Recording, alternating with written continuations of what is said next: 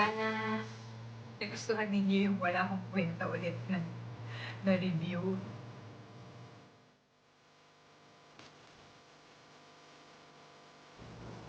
Yan, chum. So, nandito na naman tayo sa serye ng pag-open natin na mga binili ko sa Lazada noong 12/12. So, kasabay nung Realme Watch, netong Realme Watch S ko, bumili din ako nitong Realme na watch, na Realme weighing scale. Yan, ito, yung timbangan. So, sabay-sabay natin siyang bubuksan. Sabay-sabay natin malalaman kung ano yung laman ng box and then kung ano yung first impression natin sa kanya. Pero bago ang lahat, wait lang. Siyempre, pipicturean ko muna siya ulit. Reason kung bakit ko siya pinipicturean is para may post ko din siya sa vlog ko. Ang mali ko lang doon is dapat pala ginawa ko yon after ko na lang mag-video. Sorry na patawad. So back to the video. As bunting, ang aking alcohol, at ang tissue. Though na sprayan naman na siya kasi na-deliver naman na siya ng mga nakaraang araw pa. Ngayon ko lang talaga siya. Ngayon lang ako nagkaroon ng time na buksan para malaman ko kung ano yung laman. So, yun. Daming plastic na nakabalot. Wala kung paano natin siya. So, hindi na natin ma-recycle yung hindi na natin to ma-reuse na pambalot sa ibang mga items. Pero ang alam ko sa Facebook, merong mga group na nagko-kolekta ng mga plastic bag ng mga shopping pouches. So, pwede nyo i-check doon kung hindi niyo ma-recycle na or kung itatapon nyo lang din naman. Ipunin nyo muna tapos pwede nyo silang i-message sa Facebook. So, once na malaman ko yon or mahanap ko yung page nila, i-link ko siya sa description box sa baba. Para doon nyo ipapadala yung mga shopping bag ninyo. And then, mare-recycle sila into bricks, di ba? Amazing. So, yun, wait lang.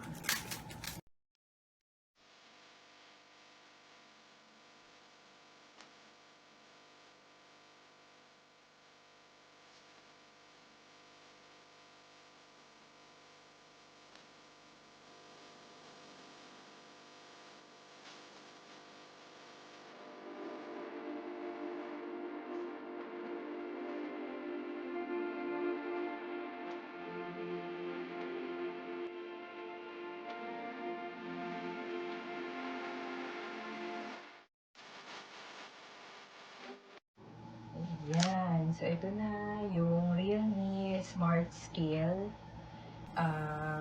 Ito yung isa sa mga minamata ko talaga ng 12/12. Kasi nung nakita ko yung mga features niya, so parang medyo na-curious ako. Na-curious talaga ako. Kasi diba, usually yung mga BMI measurements sa lang siya, sa mga sa mga gym, mga high-end na gym, pwede kang magpasukat, like Anytime Fitness. Ako sa Anytime Fitness ako nagpasukat nung before. Nagpa-measure ng BMI ko. So, ito, yung weighing scale, no? Meron, smart scale na siya. Ayun, titingnan natin. Titingnan natin ngayon kung ano yung itsura niya. So, base dito, nakalagay sa box, ito yung box niya, no? So, yung sa box niya, may nakalagay na dito na highlight, kung ano ba yung mga, kung ano bang gamit nito, kung ano ba yung mga makikita ninyo dun sa weighing scale. So, meron siyang 16 types of health measurement. Meron siya sa weight. Siyempre, yun naman yung purpose ng weighing scale is to measure your weight. Pero aside dun sa weighing scale, sa weight na i-measure, meron din siya, mami-measure din niya yung fat rate mo, yung body shape, yung BMI, tapos yung muscle mass, tapos yung body age, basal metabolism, lean body weight, yung moisture rate, muscle rate, tapos marami pa, mga bone mass, protein, fat mass, ganon. So, di ba, ang galing, amazing. Kaya, talagang na-curious ako dito sa weighing scale na to. Though meron naman na ako weighing scale dati, ito yung itsura niya. So, glass siya, nabili ko lang to sa SM. So, ngayon, dahil nga sa na-curious ako, dalawa na yung weighing scale ko. So, yan, plan kong ibenta na. Papabenta ko yan sa sister ko. Chanda.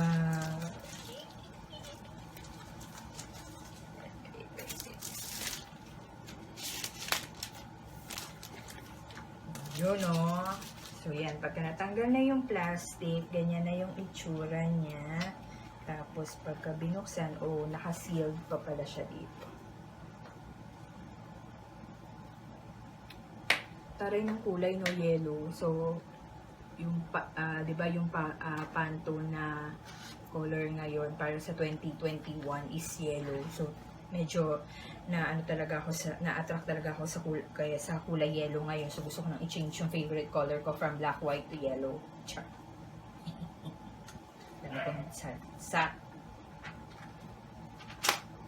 Yan. Ayun na. Tabi ko lang.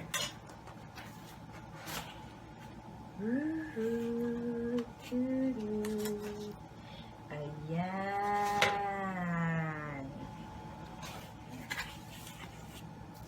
So, ito yung laman ng box niya. Itong weighing scale, syempre, ito naman talaga yung pinaka-importante na part. And then, meron din siyang kasamang user manual. So, aside doon, para na siyang laman ng pizza. Wala na. Wala na siyang laman. So, user manual lang. Operating, yan, user manual. Tapos, itong weighing scale. Alright. So, check natin. Okay.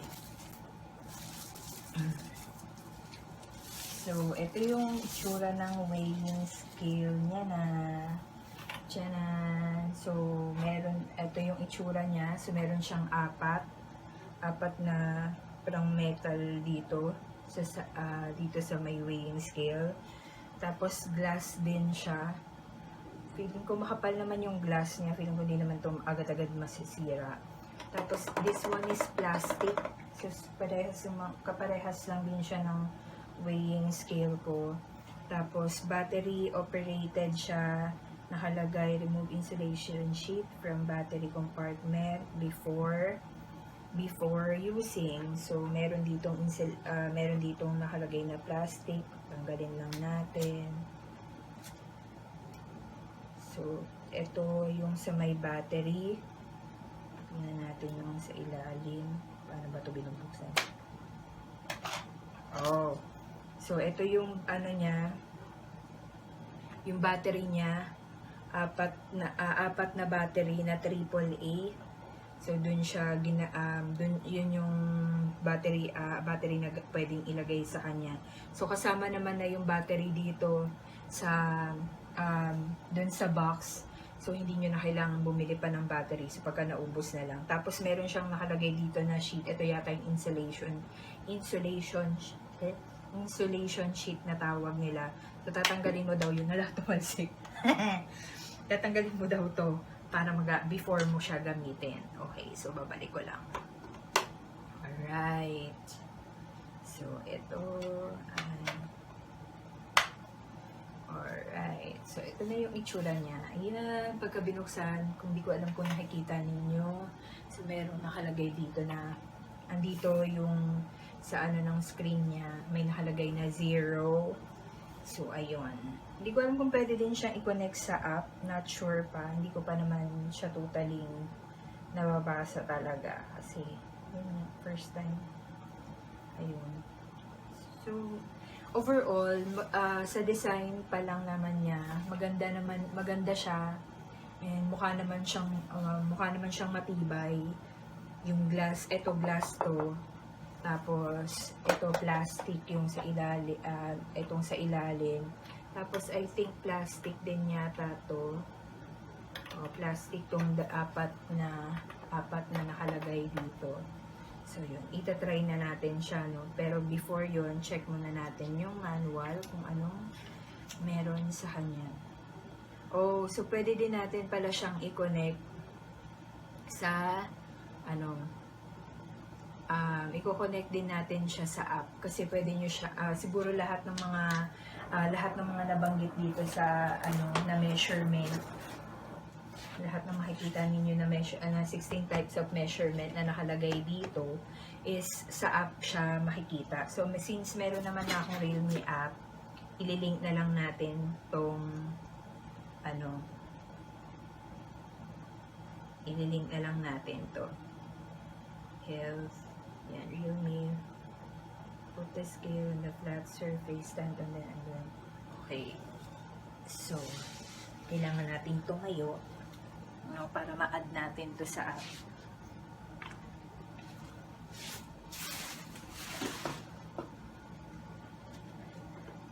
Ayan, kung makikita ninyo sa app, i-add nyo lang, mag-a-add lang kayo ng device. Di ko alam kung paano ginagawa nila para makita. Pero nire-record ko naman yung activity ko dito, no? So, sabi is, place the scale on a flat surface and stand on the scale and wait for the screen to turn on. So, naka-turn on na. So, yan. Nagko-connect siya. Connecting. Shit. Makikita ninyo yung napakabigat kong nilalang. Wait lang. Connecting pa naman siya. Ayun. So, device paired. So, try natin. So, agree tayo sa legal information. And then, ayun, nakalagay na your personal information is required. So, kailangan muna nating maglagay ng mga details. So, save ko na kasi meron naman ako dating Realme app dahil nga dito sa smartwatch ko. Okay. So, bakit nga ba ako nag-decide bumili ng mga to, no? Kasi nga, lumaki ako talaga ng bongga. Nadagdagan ako ng almost 20 kilos from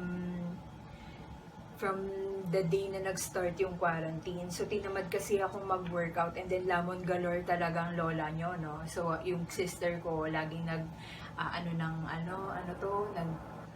laging nagagawa ng coffee jelly, yan. Tapos, nagagawa din siya ng mga, ng macaroni salad. So, yun. Nag-decide akong bumili ng, parang first 2 months ng quarantine, ayun, medyo nag-exercise pa ako dito sa loob. So, pero nung mga second, third onwards, yun, medyo tinamad na talaga ako kasi nga, minsan nakakawalang gana din yung mag-exercise ka tapos wala kang masyadong nakikitang nila lang na nag-exercise or sinasamahan ka.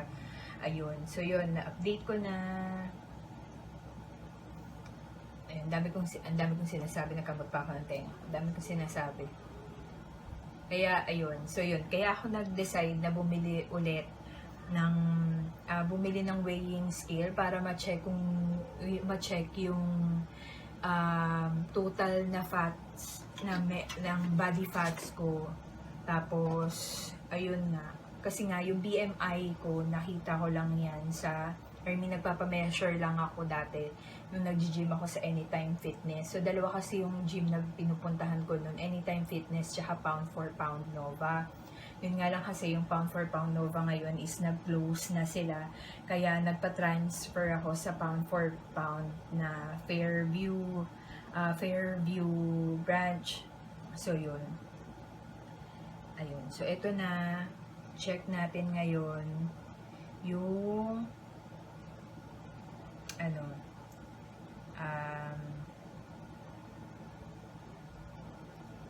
okay.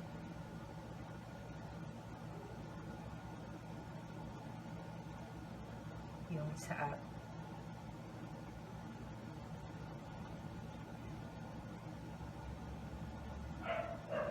Kung gumagana ba siya.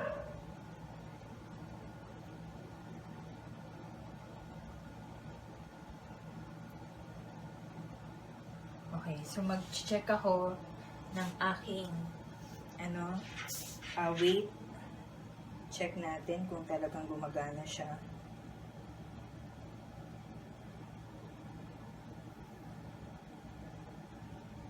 So, nakalagay pa rin siya 0. Hindi ko alam kung bakit. Ayan. So, may nakalagay dito na ito yung LED panel niya. Nakalagay dyan yung weight ninyo. So, pasensya na sa paa ko.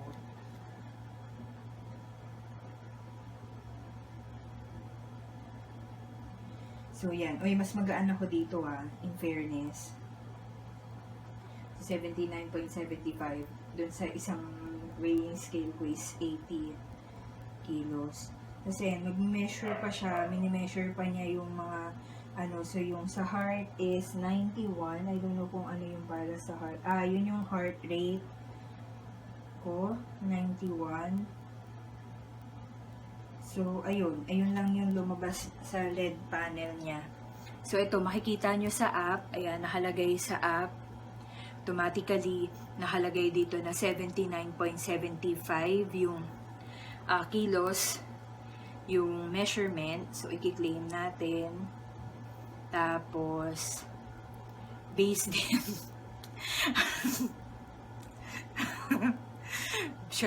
Based dito sa BMI result, ako ay 29 meron akong BMI body mass index na 29.7.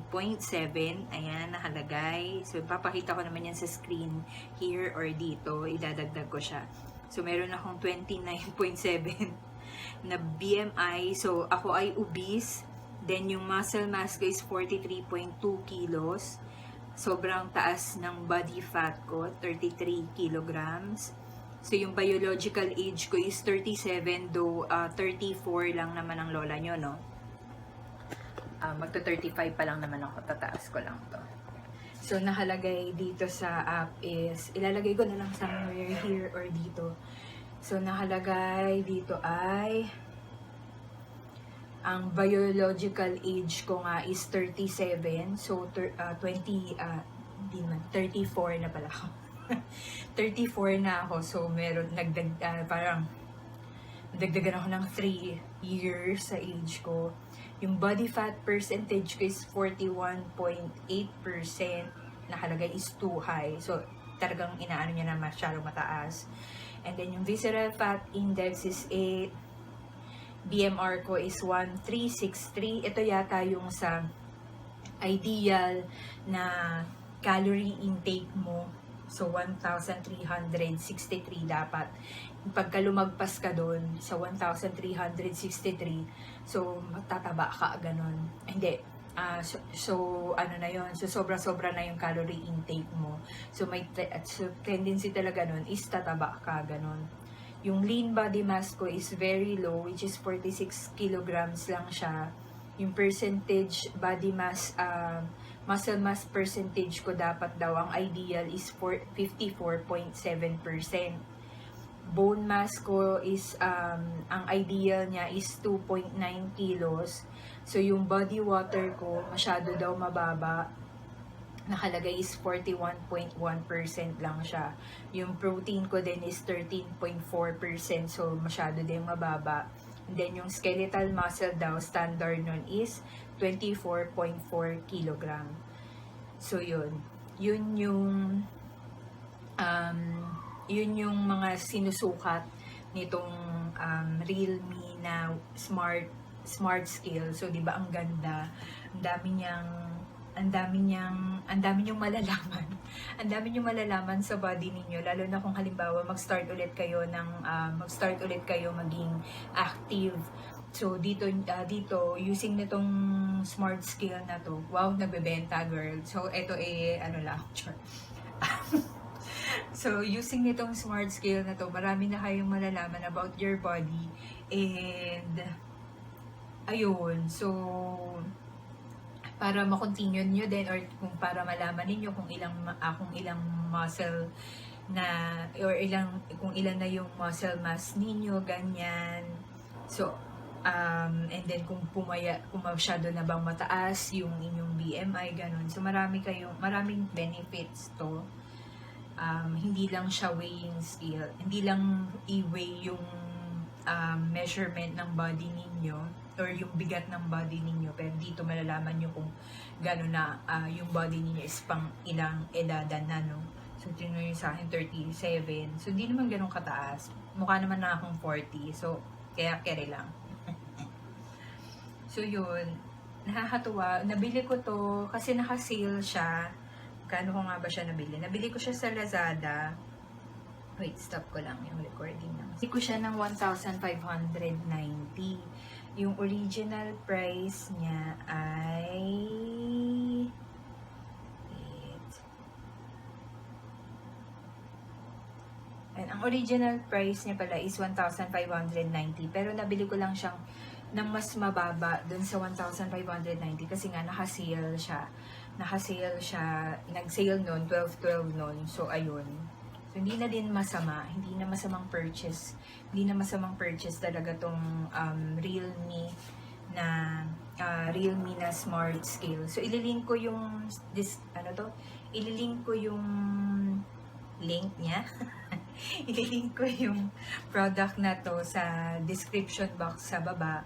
Then, gagawa din ako ulit ng full review nitong Smart Scale, Realme Smart Scale sa aking website, sa renscape.com. So, kung gusto nyo i-visit, ilalagay ko din siya sa description box sa baba. Hindi ko alam kung pwede to. Kasi, ayun, basta. So, ayun. So, thank you. Sana nagustuhan ninyo yung wala akong kwenta ulit na review na kung ano-ano lang yung pinagsasabi ko. So, see you ulit sa susunod na review. Bye-bye!